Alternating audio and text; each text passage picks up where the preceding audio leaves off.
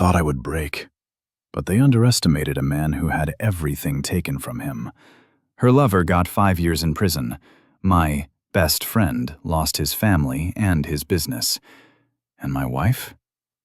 She got what she deserved. Some stories don't have a happy ending. They have a just one. And this is my story of how I burned my old life to the ground to build a new one on the ashes of their lies. The oil was still warm when I found it. There I was, flat on my back in my driveway at 11:30 on a Tuesday night, wrestling with a stubborn drain plug, when my flashlight caught something that didn't belong. A small black box, about the size of a matchbook, magnetic, mounted to my truck's frame like a metallic tick. A GPS tracker. I stared at that little bastard for a full minute, rain starting to drizzle through the maple leaves above me. My first thought was carjackers. My second was repo men. My third was the truth, and it hit me like a sledgehammer to the gut. Marissa, my loving wife of 18 years, had been tracking me like a damn criminal. Before we dive deeper into this story, I have one small request. Please subscribe, drop a like, comment, and hit that hype button to boost this channel so more people can discover these incredible Reddit stories.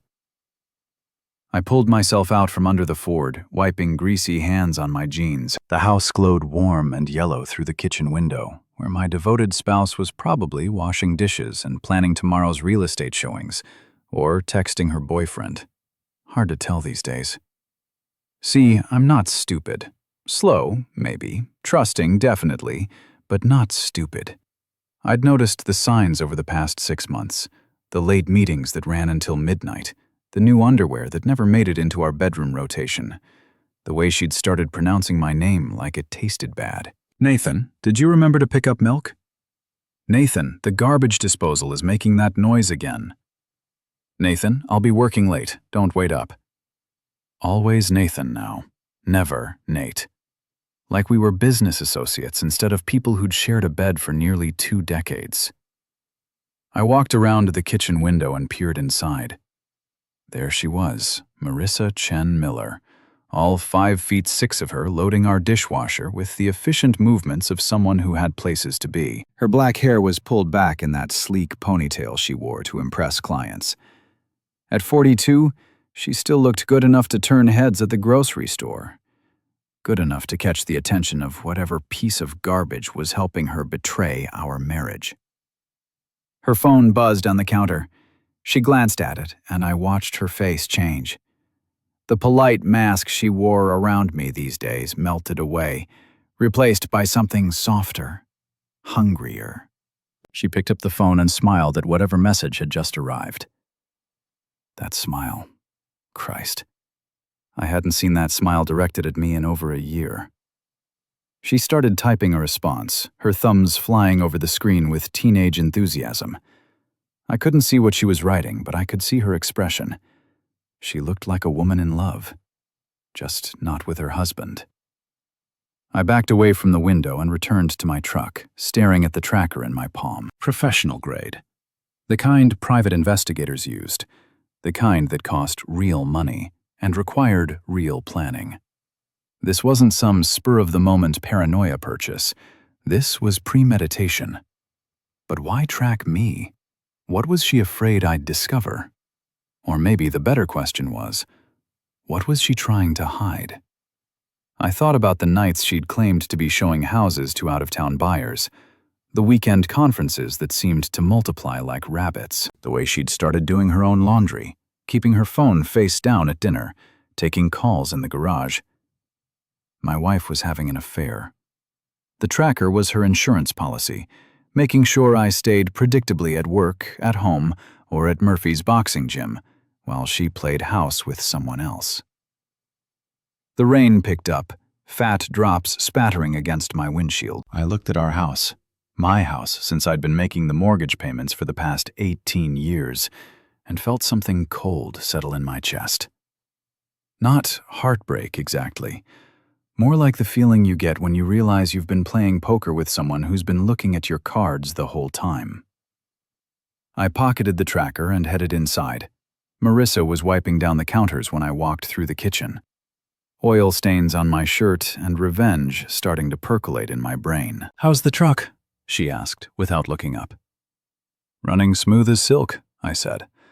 "Found something interesting under there, though." She glanced at me, and for just a second I saw fear flicker across her face. "Oh, what's that?" I pulled the tracker from my pocket and set it on the counter between us. "Care to explain this, honey?" The dish rag fell from her fingers. Her mouth opened, closed, opened again. For someone who made her living talking people into buying overpriced houses, she suddenly seemed at a loss for words. Nathan, I can explain." "I'm sure you can. You always were creative." She straightened, shifting into damage control mode. "I was worried about you. You've been working such long hours, driving to job sites and bad neighborhoods. I thought if something happened, you thought you'd track me like an intimacy offender." "It wasn't like that." "What was it like, Marissa?" She opened her mouth to respond, but her phone buzzed again. Both our eyes went to it. The screen lit up with a message preview. "Baby, can't wait for tomorrow night. The usual place." The sender was listed as D. We stared at that phone like it was a live grenade. The kitchen filled with the kind of silence that precedes explosions. "Nathan?" she whispered. "D." I picked up her phone. She lunged for it, but I was quicker. "Who's D?" "Marissa. Give me that." I held it over my head, scrolling through messages with my free hand while she clawed at my arm. What I saw made my stomach turn. Months of messages, photos I definitely didn't take, plans for romantic getaways I definitely wasn't invited to, and videos. Jesus Christ, there were videos. "You sick witch," I said, setting the phone down carefully before I threw it through the window. "How long?" She wrapped her arms around herself, suddenly looking smaller. "Nathan, please, let me explain." "How long, Marissa?" 8 months. 8 months. While I'd been working 60-hour weeks to pay for her new car, her gym membership, her weekend shopping trips with the girls.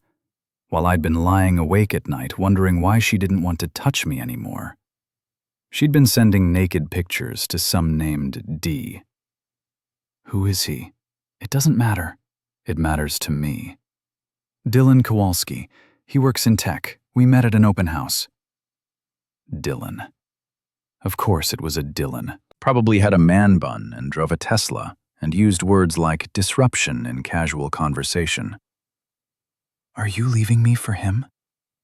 She didn't answer, which was answer enough. I nodded slowly, feeling strangely calm. Well, this has been educational. I picked up the tracker and headed for the door. "Where are you going?" she called after me. "Out. Don't wait up." "Nathan, we need to talk about this." I paused in the doorway, looking back at the woman I'd loved since she was 24 years old. "No, Marissa, we really don't." I drove to Murphy's boxing gym because it was the only place in town that stayed open past midnight and didn't ask questions. Ricky Murphy, the owner, was cleaning equipment when I walked in, tracker still clutched in my fist. "Nate, what are you doing here so late?" I held up the tracker. "My wife's been keeping tabs on me." Ricky whistled low. He was an ex-cop, 55 years old and built like a fire hydrant. He'd seen enough domestic drama to fill a library. "Cheating. 8 months' worth." "Brother, I'm sorry. Don't be sorry yet." I smiled, and it felt like broken glass. Be sorry for them. I didn't go home that night. Instead, I checked into the Riverside Motel, a glorified flophouse on the edge of town that rented rooms by the hour and didn't care if you paid cash. The irony wasn't lost on me. According to her text messages, This was where Marissa had been meeting Dylan every Tuesday and Thursday for the past 3 months. The desk clerk was a kid with neck tattoos and dead eyes who barely looked up when I slid $40 across the counter. "How long?" "Just tonight." He handed me a key attached to a plastic diamond. "Room 12. Checkout's at 11. Room 12 smelled like disinfectant and broken dreams. The carpet was the color of dried blood, and the bedspread looked like it had witnessed more bodily fluids than a hospital gurney. I sat on the edge of the bed and turned Marissa's tracker over in my hands. Professional grade, like I'd thought. Magnetic mount, real-time GPS, probably cost $300. The kind of money you don't spend on a whim. This was planning, premeditation. While I'd been trusting her, she'd been treating me like a criminal under surveillance. I thought about the look on her face when she'd seen that text from Dylan. Pure joy. The kind of expression I used to inspire back when we were young and stupid and thought love was enough to build a life on. My phone rang. Marissa. I let it go to voicemail, then listened to her message. "Nathan, please come home. We need to talk about this like adults. I know you're hurt, but we can work through this. Please, work through this." Like her 8-month affair was a minor scheduling conflict we could resolve with better communication. I deleted the message and called Ricky. "Nate, everything okay?" "I need a favor." "Name it." "You still got contacts in the private investigation business?" "A few. Why?" "I want to know everything about Dylan Kowalski. Where he works, where he lives, what he drives, where he shops, who he banks with. Everything. That's going to cost. I don't care. This is about more than just catching them, isn't it?" I looked around the motel room, imagining my wife naked on this same bed with another man. Yeah, Ricky. It's about a lot more than that. The next morning, I went home to shower and change clothes. Marissa was waiting in the kitchen, still wearing yesterday's clothes. Her eyes were red-rimmed and puffy. "Nathan, thank God. I was so worried." "Were you?" I poured myself coffee from the pot she'd made. "Worried enough to check my location on your phone?" She flinched. "I deserve that." You deserve a lot of things, Marissa. Most of them aren't legal. Can we please sit down and talk about this like rational adults? "Sure." I sat at the kitchen table, the same table where we'd eaten thousands of meals together, planned our future, discussed our dreams. Talk. She sat across from me, hands folded like she was praying. Maybe she was. "It wasn't supposed to happen," she began. "Dylan and I, we were just friends at first. He was looking for a house, and I was showing him properties. We'd grab coffee afterward, talk about real estate, about life. It was innocent." When did it stop being innocent? "I don't know." Gradually, I guess he made me feel alive again. Like I mattered. You matter to me. "Do I?" Her voice cracked. "When's the last time you really looked at me, Nathan? When's the last time we had a conversation that wasn't about bills or chores or whose turn it is to take out the garbage?" I wanted to argue, but she wasn't wrong. Somewhere along the way, we'd stopped being lovers and started being roommates. The question was, did that justify 8 months of lies? So instead of talking to me about it, you decided to someone else. It's not just about intimacy. No. What's it about then? He sees me. Really sees me. When I'm with Dylan, I feel like the woman I used to be before I became just this. She gestured at herself dismissively. And what am I in this scenario? The boring husband who pays the bills while you rediscover yourself with tech bro Dylan? That's not fair. Fair? I laughed, and it came out harsher than I intended. You want to talk about fair? Fair would have been having this conversation 8 months ago, before you started tracking me like a criminal. Fair would have been marriage counseling, or separation, or any of a dozen other options that didn't involve you sending naked videos to another man. She started crying then, big, messy sobs that might have moved me yesterday. Today they just sounded like manipulation. "I'm sorry," she gasped. "I'm so sorry, Nathan. I never meant for it to go this far." How far were you planning to go? She didn't answer. "Are you in love with him?" I don't know." That's a yes. "It's complicated." It's really not. I stood up, suddenly exhausted. You made your choice, Marissa. Now I get to make mine. I left her crying at the kitchen table and drove to work. I run a small construction company, Miller Construction, that specializes in home renovations. Nothing glamorous, but it pays the bills and keeps me busy. Most days, I love the work. There's something satisfying about taking something broken and making it whole again. Today, I couldn't concentrate. Every nail I hammered, every board I cut, every wire I ran, I was thinking about Marissa and Dylan. About 8 months of lies. About the tracker she'd used to monitor my movements while she was betraying everything we'd built together. My phone buzzed with a text from Ricky. Got your info. Dylan Kowalski, 34, works for TechFlow Solutions downtown. Drives a white Tesla Model 3. Lives in the Riverside Apartments, Unit 4B. Credit score 720. No criminal record. No wife or kids. Clean as a whistle. Clean as a whistle. Unlike my wife, who was apparently dirtier than I'd imagined, I spent the rest of the day planning. By the time I got home, I knew exactly what I was going to do.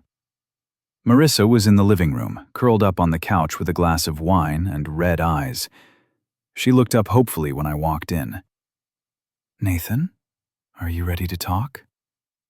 Actually, I think I need some space to process all this. Space.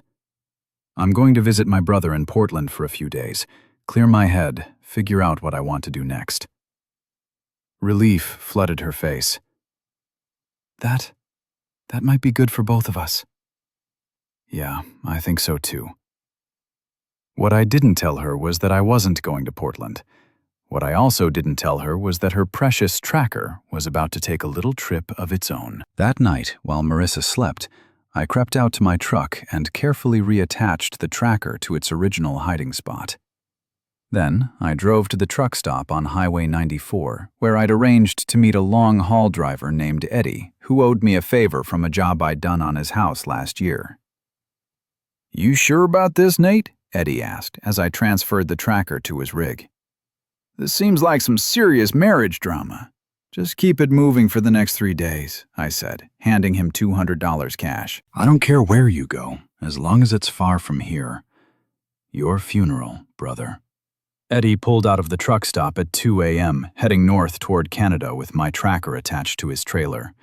Meanwhile, I checked into a different motel on the other side of town and settled in to watch the show. I didn't have to wait long. At 6 a.m., my phone started ringing. Marissa. Nathan, where are you?" "On the road. Why?" "Your GPS shows you're in Wisconsin. I thought you were going to Portland." GPS? You mean the tracker you put on my truck? Silence.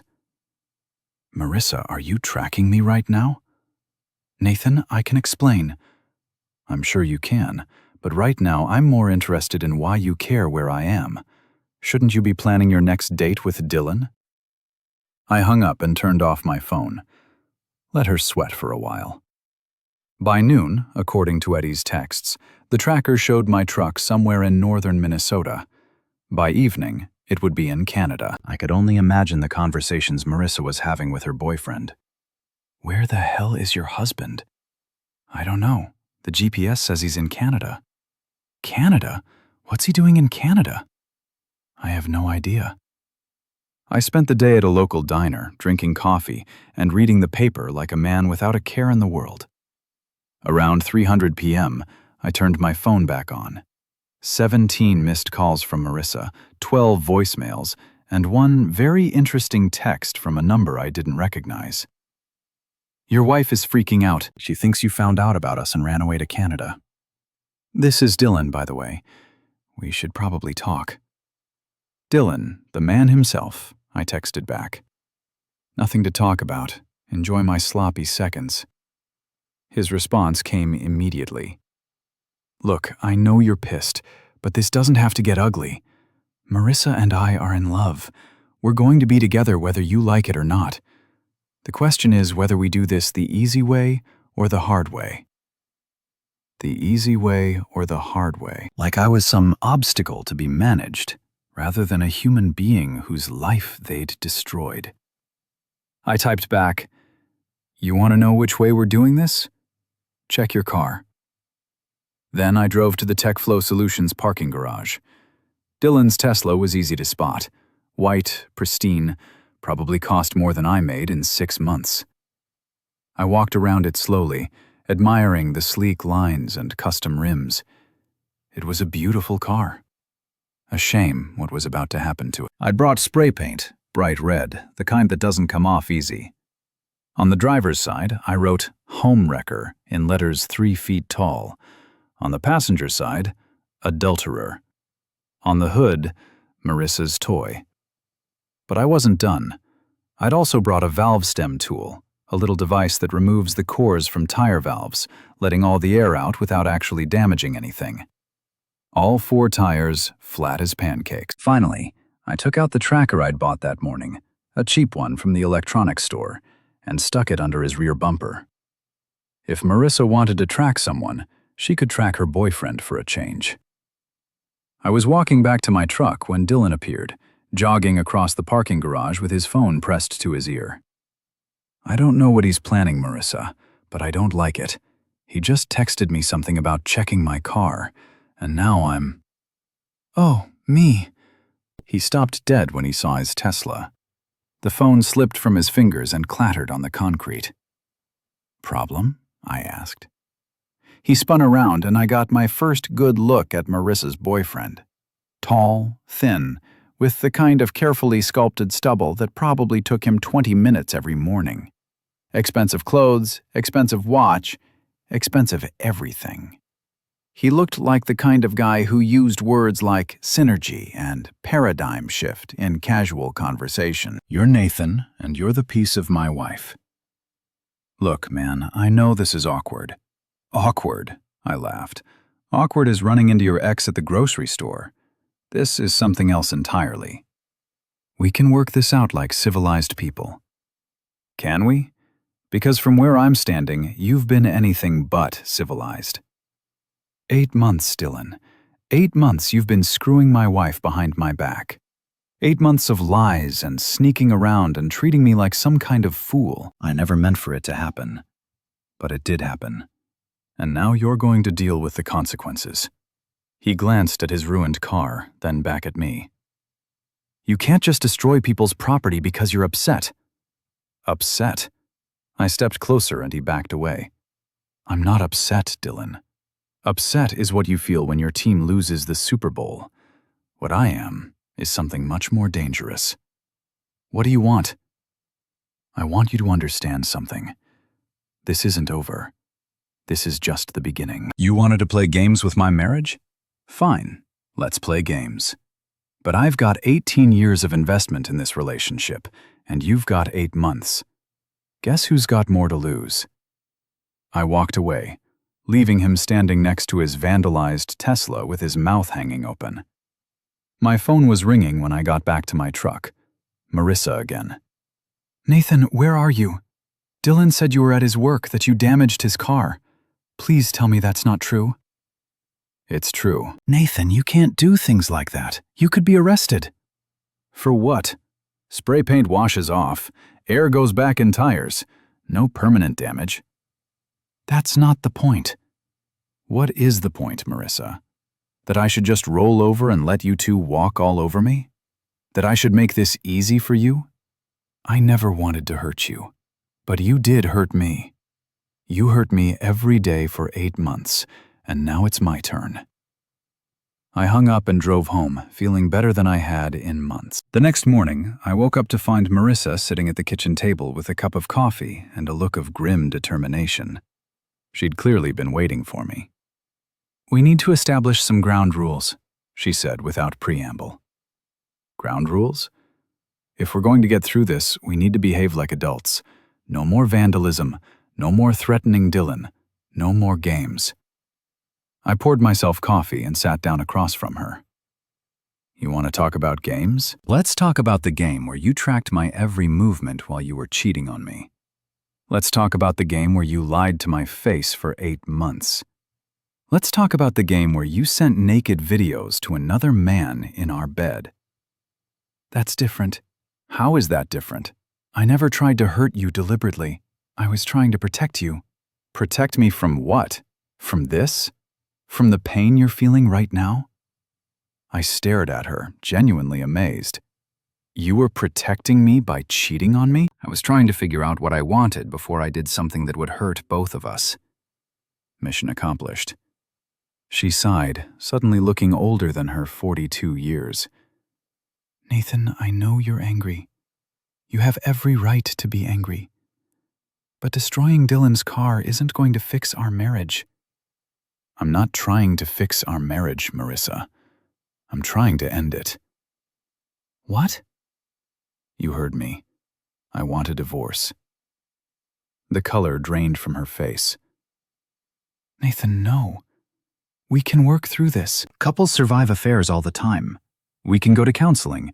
We can... What? Pretend the last 8 months didn't happen? Pretend I didn't see those videos? Pretend you didn't track me like a criminal while you were betraying everything we built together? It doesn't have to be the end. It already is the end. You ended it the first time you let Dylan touch you. I'm just making it official. She started crying again, but this time it felt different, more desperate. Please, don't do this. I love you. No, you don't. You love the security I provide. You love having someone to pay the bills while you play house with your boyfriend. But you don't love me. If you loved me, you wouldn't have been able to do what you did. That's not true, isn't it? When's the last time you looked at me the way you looked at that text from Dylan? When's the last time you smiled at me like you smile at him? She didn't have an answer for that. I'm filing for divorce on Monday, I said. You can make this easy, or you can make it hard, but it's happening either way. What about our friends? What about our life together? What friends, Marissa? The ones who've been watching you cheat on me and didn't say anything? The ones who probably think I'm some pathetic cuckold who doesn't know what's going on in his own marriage? They don't think that, don't they? That afternoon, I found out exactly what our friends thought. I was at Murphy's gym working out my frustrations on a heavy bag when Tom Bradley walked in. Tom had been my best friend since high school. He was also Marissa's boss at the real estate agency. Nate, can we talk? I stopped punching the bag and turned to face him. Tom looked uncomfortable, shifting his weight from foot to foot like a kid who'd been caught stealing candy. What's up, Tom? I heard about the situation with Marissa and Dylan. What situation? Come on, man. Don't make this harder than it has to be. How long have you known? He sighed. A few months. How many months, Tom? Since the beginning. I'm sorry, Nate. I wanted to tell you, but Marissa begged me not to. She said she was going to end it, that it was just a phase. A phase that lasted 8 months. I know how this looks. Do you? Because from where I'm standing, it looks like my best friend has been covering for my cheating wife while I've been walking around like an idiot. It wasn't like that. What was it like? Tom ran a hand through his thinning hair. Look, Marissa's a good agent, one of my best. I couldn't afford to lose her over some personal drama. Personal drama? You know what I mean. No, Tom, I don't know what you mean. Explain it to me. Your marriage has been rocky for years. Everyone could see it. Marissa was unhappy. You were oblivious. And something like this was bound to happen eventually. I felt something cold settle in my chest. Everyone could see it. Come on, Nate. You guys barely talked to each other at parties. You slept in separate bedrooms half the time. Marissa was basically a single woman already, so that made it okay for her to cheat. I'm not saying it was okay. I'm saying it was inevitable. And you decided not to tell me because I didn't want to be the one to blow up your marriage over something that might have blown over on its own. Blown over. Affairs end, Nate. Most of them burn out after a few months. I thought if I just waited it out. You thought you'd let me keep making a fool of myself while my wife screwed another man. That's not what I thought. That's exactly what you thought. I turned away from him and started unwrapping my hands. The conversation was over. Nate, come on, don't be like this. Be like what, Tom? Bitter. This doesn't have to ruin our friendship. Our friendship? I laughed, but there was no humor in it. What friendship? Friends don't let friends walk around with their pants down while their wives are cheating. Friends don't choose real estate commissions over loyalty. Friends don't stand by and watch while their buddies get humiliated. I was trying to protect you by lying to me for 8 months, by not being the messenger who got shot. I finished unwrapping my hands and turned to face him. Well, congratulations, Tom. You didn't get shot, but you did lose a friend. Nate, we're done here. I walked out of the gym, leaving Tom standing there with his mouth open. But Tom wasn't the only friend who'd known about Marissa's affair. Over the next few days, I discovered that pretty much everyone in our social circle had been aware of what was going on. Our neighbor, Mrs. Patterson, had seen Dylan's car in our driveway when I was at work. Jim and Susan Morrison had spotted Marissa and Dylan together at a restaurant 2 towns over. Even my own brother had heard rumors, but decided not to get involved.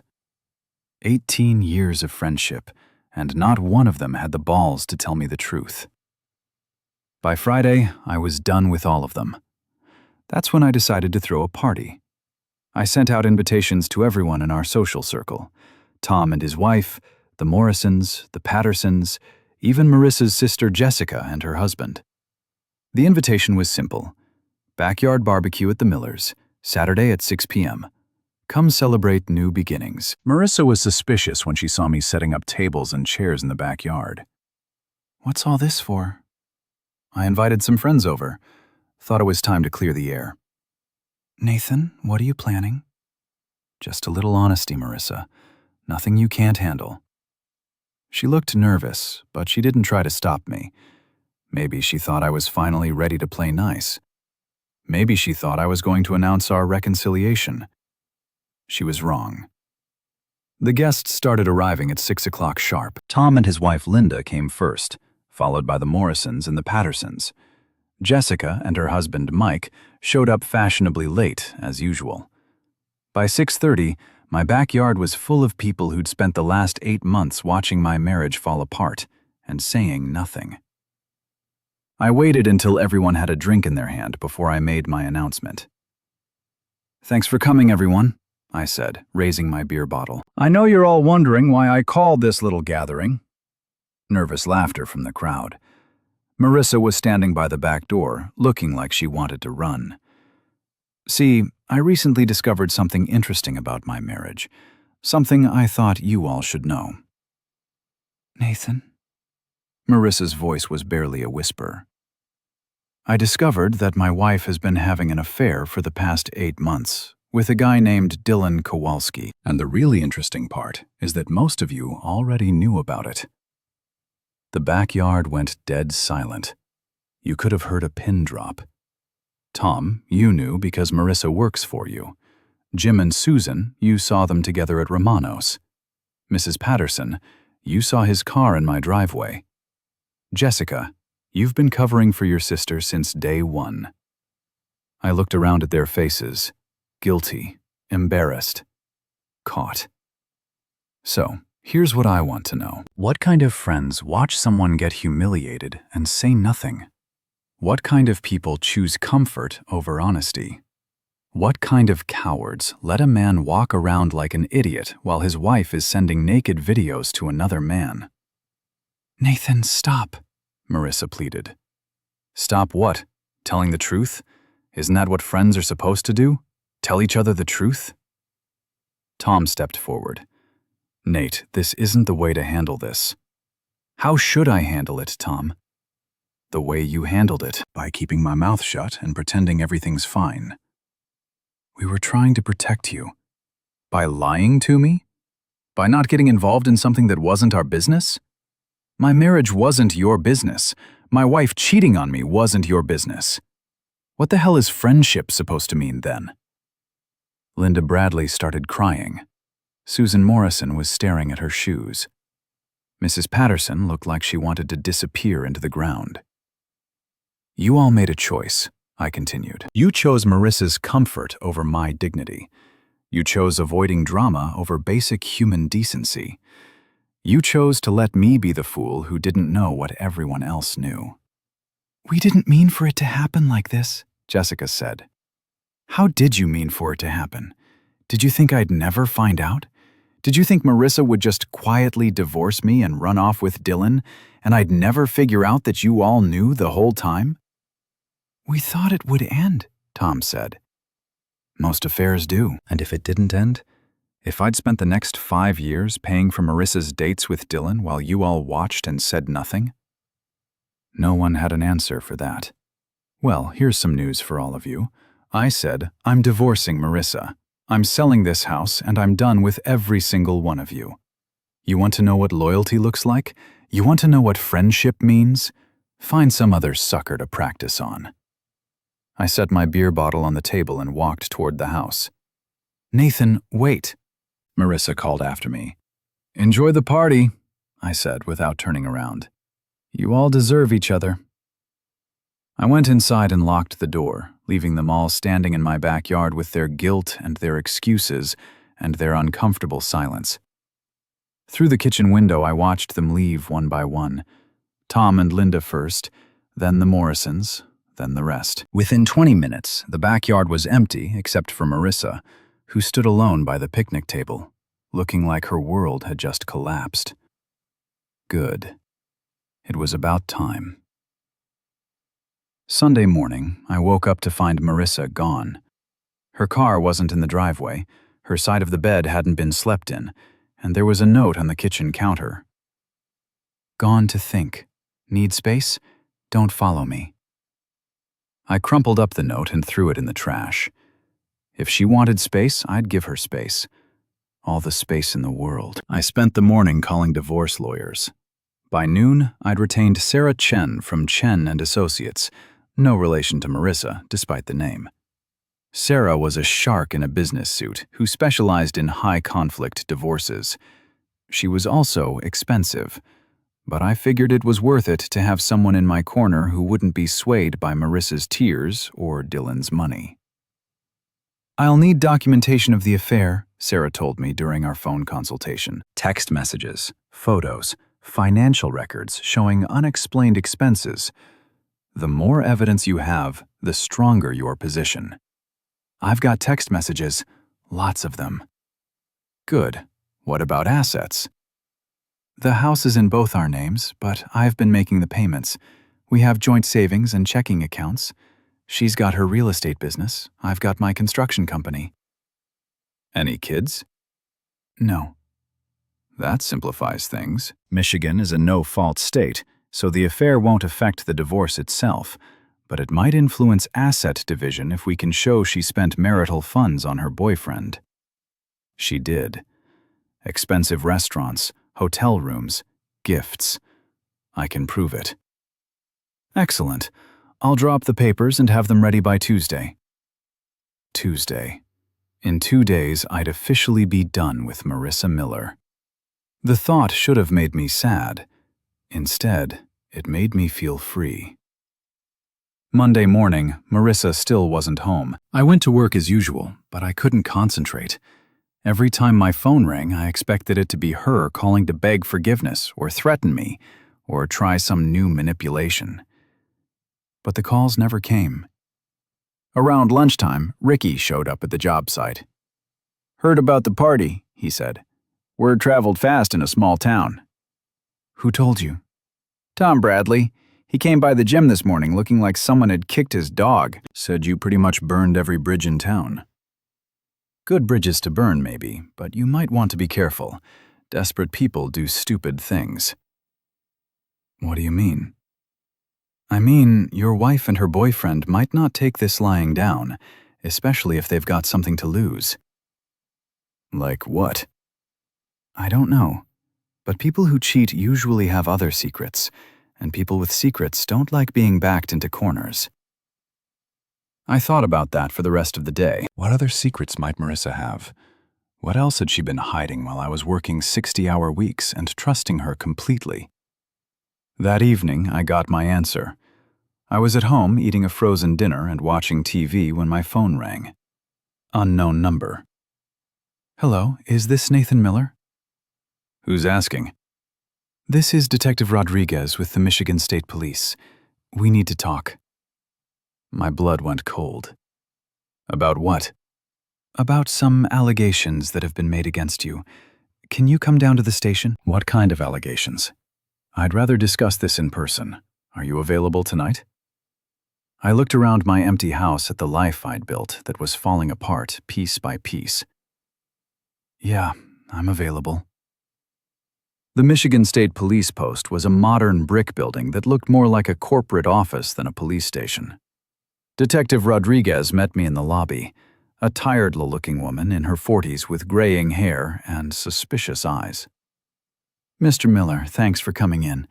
I'm Detective Rodriguez. What's this about? Let's talk in my office. She led me down a hallway lined with motivational posters and community outreach flyers. Her office was small and cluttered with a desk covered in case files and a wall full of commendations. Coffee? I'm fine. What allegations? She sat down behind her desk and opened a file folder. We received a complaint this morning alleging that you've been stalking and harassing your wife and her friend. Friend, Dylan Kowalski. He claims you've been following him, vandalizing his property and making threats. I almost laughed. I spray-painted his car once. That's hardly stalking. He also claims you've been tracking his movements using some kind of GPS device. The tracker, the one I'd put on his car after he and Marissa had been tracking me. Did he mention that he and my wife have been tracking me for months? He did mention some kind of marital dispute, but that doesn't give you the right to engage in criminal behavior. Criminal behavior. She pulled out a sheet of paper and read from it. Vandalism, stalking, harassment, criminal threatening. Mr. Kowalski is prepared to file formal charges if this behavior continues. What behavior? I haven't seen Dylan Kowalski since last week. But you have been tracking him the same way he and my wife have been tracking me. Two wrongs don't make a right, Mr. Miller. I leaned back in my chair, suddenly understanding what was happening. This is about the party, isn't it? What party? The party where I told all our friends about my wife's affair. Dylan and Marissa are trying to shut me up. I don't know anything about a party. I'm just here to tell you that if you continue to harass Mr. Kowalski or your wife, you'll be arrested. Is that clear, Crystal? Good. Stay away from them, Mr. Miller. Find a lawyer, file for divorce, and handle this through the courts. Don't take the law into your own hands. I stood up to leave, then paused. Detective Rodriguez, did Dylan mention that he's been sleeping with my wife for 8 months? Did he mention the naked videos and the hotel receipts, and the fact that they've been using GPS to track my movements? That's a civil matter, Mr. Miller, not a criminal one. Right. So cheating and lying and tracking someone without their consent is civil, but spray painting a car is criminal. That's correct. Good to know where the law stands. I walked out of the police station feeling like I'd just been sucker punched. Somehow, Marissa and Dylan had managed to turn me into the bad guy. I was the one being investigated while they were the victims. But if they wanted to play hardball, I could play hardball too. The next morning, I drove to Sarah Chen's office and told her about my conversation with Detective Rodriguez. They're trying to intimidate you. She said it's a common tactic in contentious divorces. Make the other party look unstable, violent, untrustworthy. Is it working? Not if you're smart about it. From now on, you document everything, every interaction, every phone call, every text message. You don't go anywhere near Dylan Kowalski or your wife unless it's through official channels. You let me handle all communication. What about the tracking device? Remove it immediately, and don't do anything else that could be construed as harassment or stalking. So, I just let them win. You let the law work. Trust me, Mr. Miller. The truth has a way of coming out in divorce proceedings. Your wife's affair, the financial improprieties, the fact that they were tracking you. It'll all come to light, but only if you don't give them ammunition to use against you. I left Sarah's office feeling frustrated but determined. If Marissa and Dylan wanted to play games, fine. But I'd been playing games a lot longer than they had. That afternoon, I went back to the job site and threw myself into work. Physical labor had always been my therapy. The satisfaction of building something with my own hands, of taking raw materials and turning them into something useful and beautiful. I was installing kitchen cabinets in a client's house when my phone rang. Marissa, Nathan, we need to talk. Talk to my lawyer, please, this is important. Against my better judgment, I answered. What do you want, Marissa? I want to come home. This is your home. I'm the one who's leaving. You don't have to leave. We can work this out. Work what out? Your 8-month affair? The fact that you tracked me like a criminal? The fact that you and Dylan are now trying to have me arrested? I didn't know Dylan was going to call the police. It's true, he did that on his own.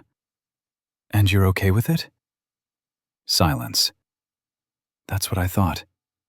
You're okay with your boyfriend trying to have your husband arrested, but you want to work things out? It's not that simple. It's exactly that simple.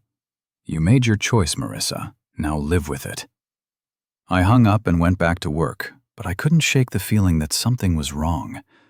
Marissa sounded different. Scared, maybe, or desperate. Not like someone who was winning. That evening, I found out why.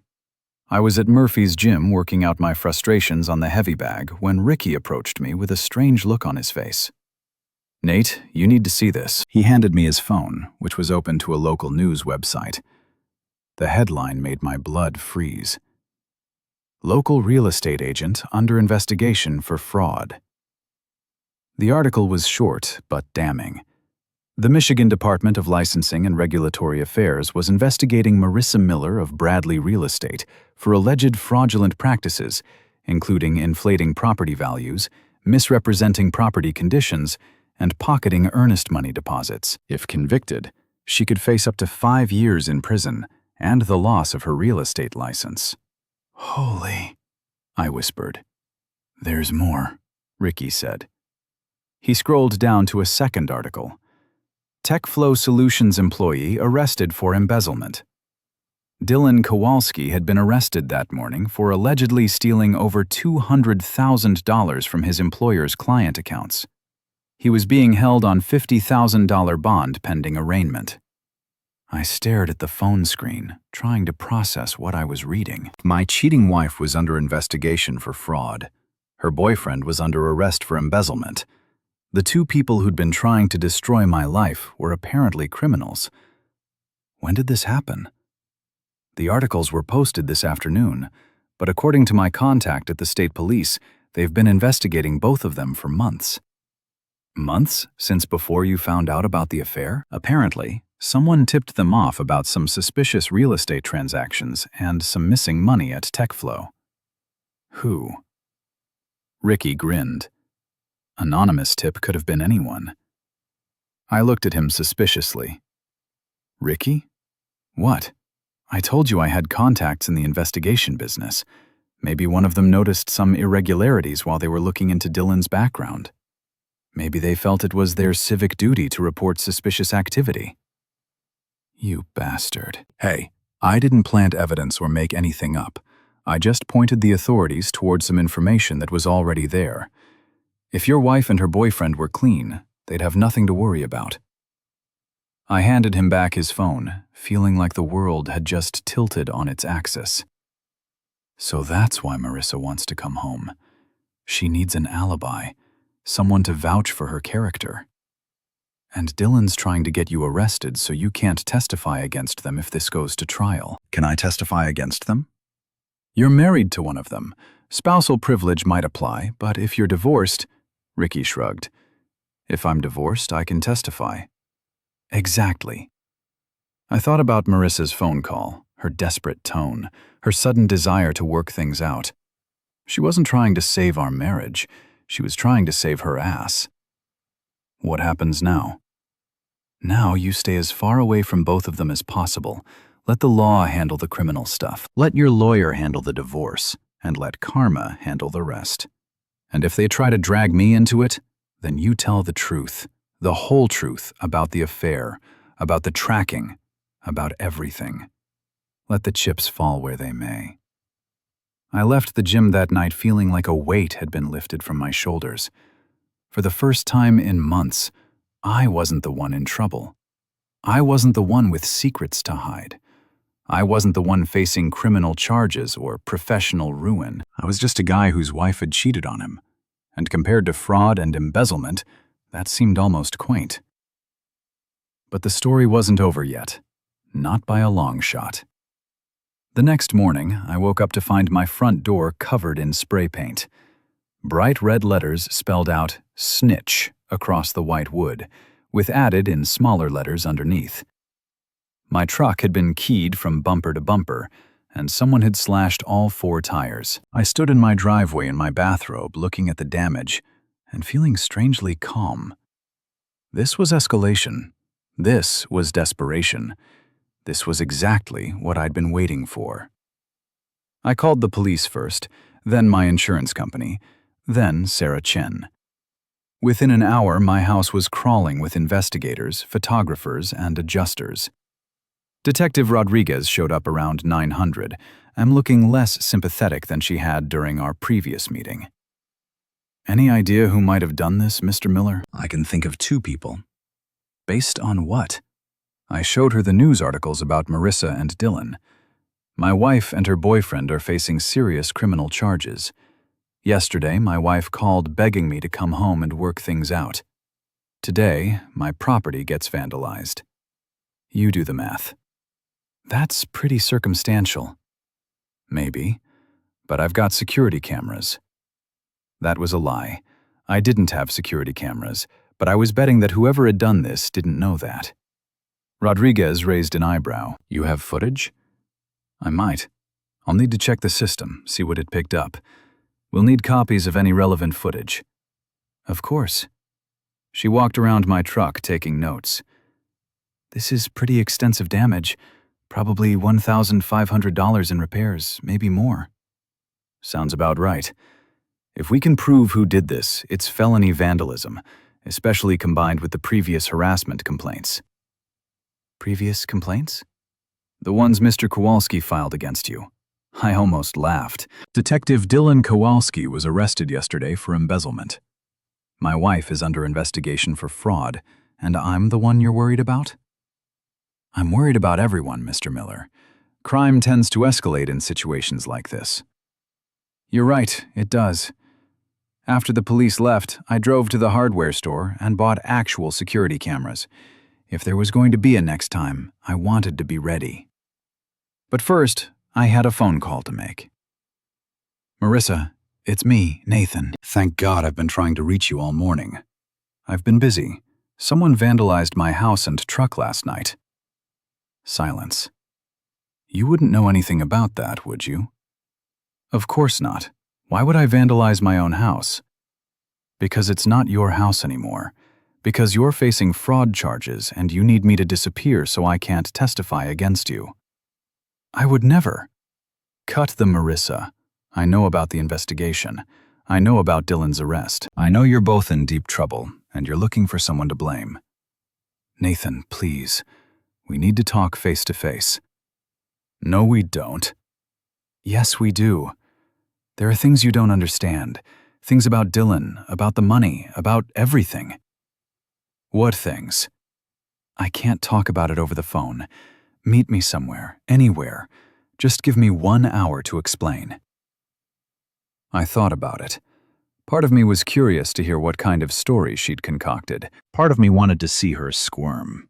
And part of me, the part that had loved her for 18 years, wanted to give her one last chance to tell the truth. 1 hour, I said. Murphy's Gym, public place, plenty of witnesses. Thank you.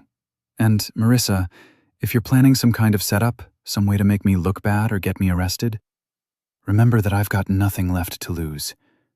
You and Dylan took everything that mattered to me. That makes me dangerous. I'm not planning anything. I just want to talk. We meet at Murphy's at 7 p.m. Marissa looked terrible. Pale, thin, with dark circles under her eyes. She'd aged 5 years in the past week. You look like hell, I said. I feel like hell.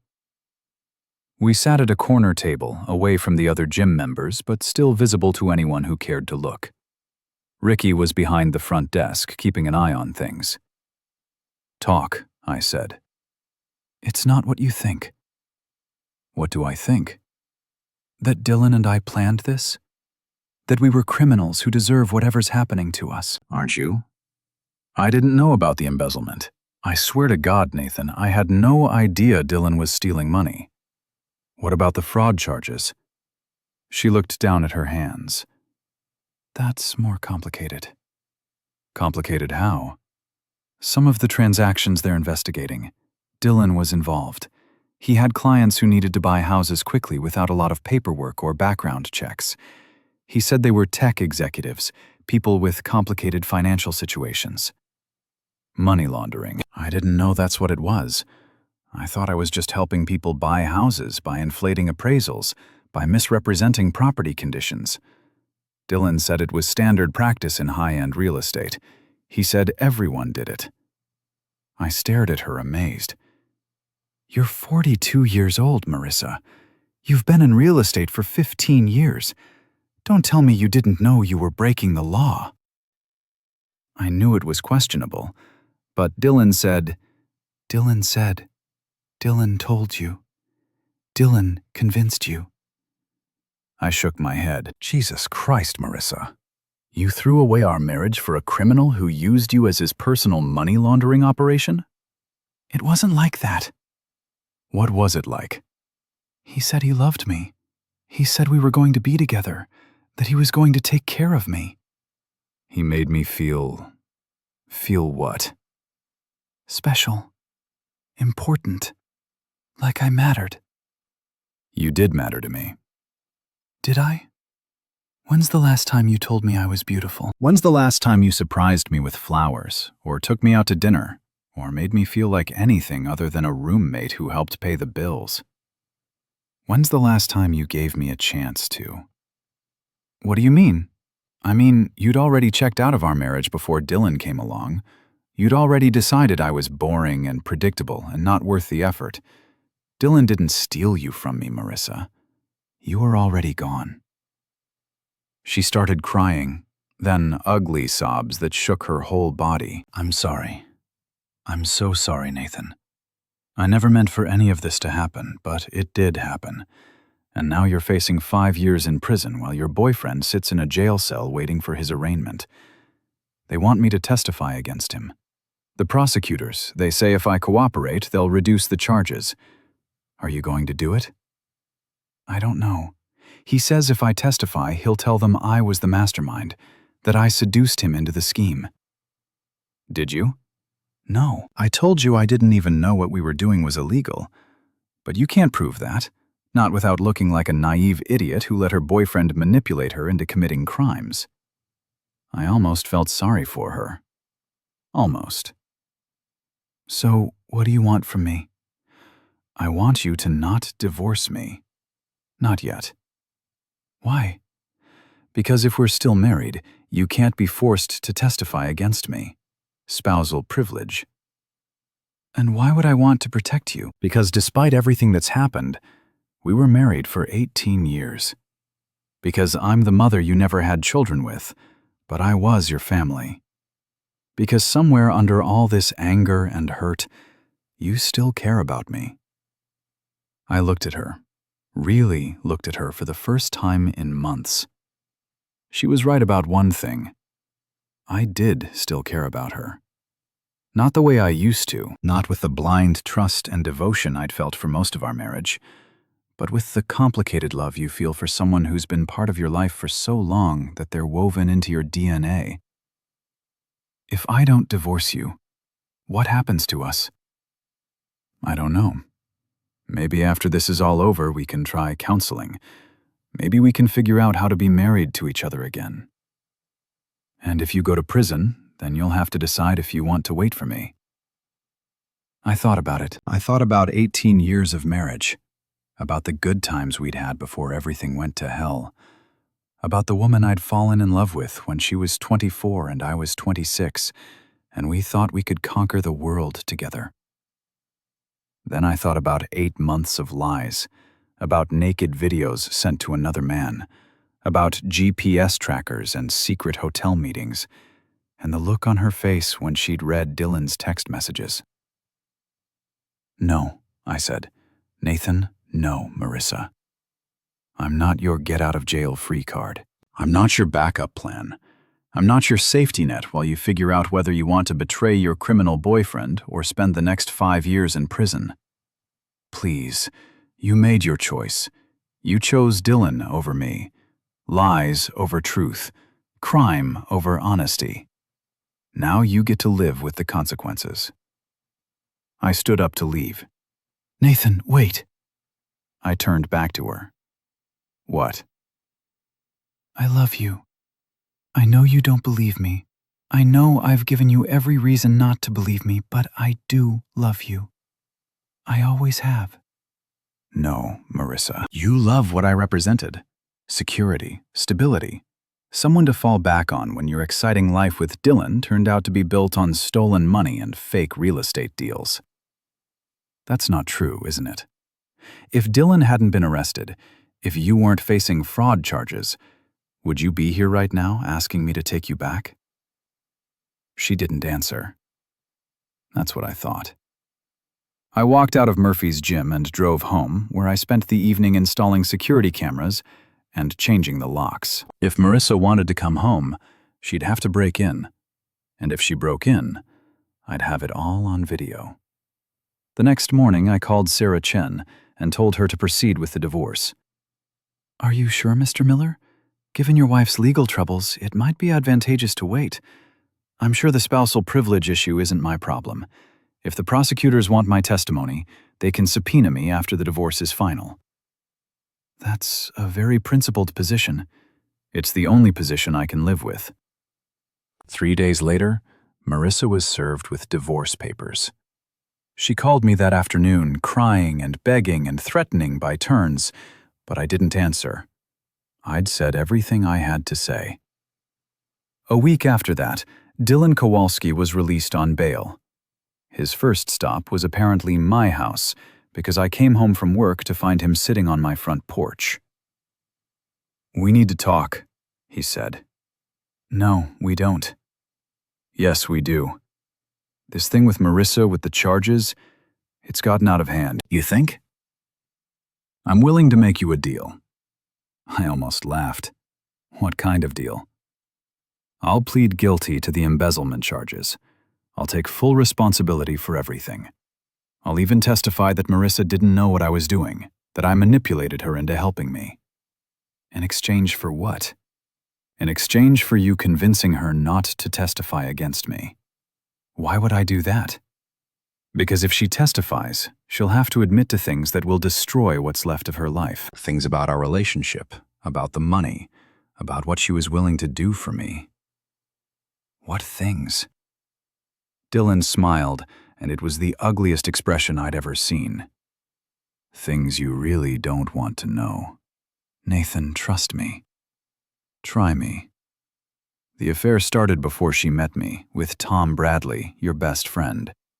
I have photos, videos, hotel receipts going back 2 years. Marissa didn't just cheat on you with me. She's been cheating on you with half the men in this town. I felt like I'd been punched in the stomach. Tom, my best friend since high school. The man who'd claimed he was trying to protect me. You're lying. Am I? Ask Marissa. Ask Tom. Better yet, ask Tom's wife. I bet she'd be very interested to see the videos I have of her husband and your wife in that little motel room you're so familiar with. What do you want? I want you to convince Marissa to keep her mouth shut. I want you to tell her that if she testifies against me, I'll release everything I have about her other relationships. Every photo, every video, every dirty little secret.